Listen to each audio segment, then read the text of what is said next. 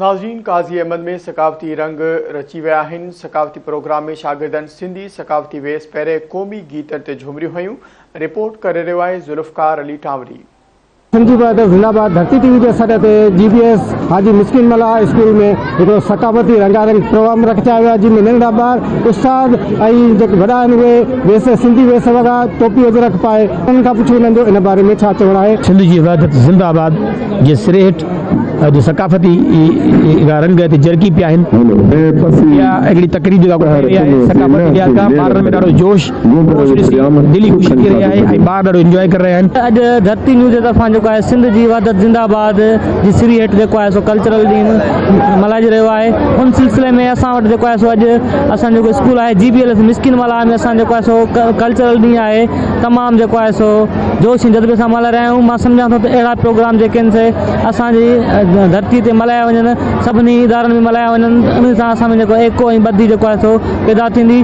धरती टी जा तमामु घणो शुक्रगुज़ार हूं जीअं सकाफ़त ॾियारो सिंध जी वहदत जे नाले सां ॾियारो मल्हाए पई। अॼु असांजो मिस्किन हाजी खान मला इन ॾियार सां धरती सां आवाज़ में आवाज़ मिलाइण लाइ सिंध जी जेको आहे वहदत जिंदाबाद जे हवाले सां प्रोग्राम मल्हायूं पिया।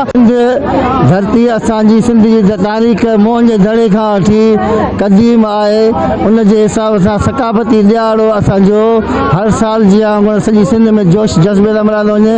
काज़ी एलिमेंट्री स्कूल मिस्किन हाजी खान मला में उस्ताद हर साल ऐं ॿारनि जो जज़्बो इहो हूंदो आहे त असां सिंधी कॾहिं बि अलॻि कोन थींदासीं ऐं सभु सिंधी ॿधी आहे असां में पढ़ंदी आहियां। अॼु असांजे GBS मिस्किन हाजी खान मला स्कूल में सिंधी सकाफ़त आहे त असांखे ॾाढी ख़ुशी थी आहे। असांखे ईद जो ॾियारो थो लॻे, असां डांसूं कंदासीं, नातूं पढ़ंदासीं, असां स्पीचूं चवंदासीं, असांखे ॾाढी ख़ुशी थींदी। असांजे सिंधी ॾियारो मल्हाए रहिया आहियूं, असां हिते ॾाढो मल्हाईंदा आहियूं त अजरक टोपी मल्हाए असां ख़ुशी कंदा आहियूं। सकाफ़त जो ॾियारो आहे असांजी ख़ुशीअ जो, ईअं सम्झो त असांजे ईद जो ॾियारो आहे। इन में जीअं नंढा ॿार वॾा माण्हू बहरहाल हीअ असांजी सिंधी सकाफ़त आहे, असांखे उजागर करणु खपे हर साल, छो त असांजे नए नस्ल में ख़बर पए।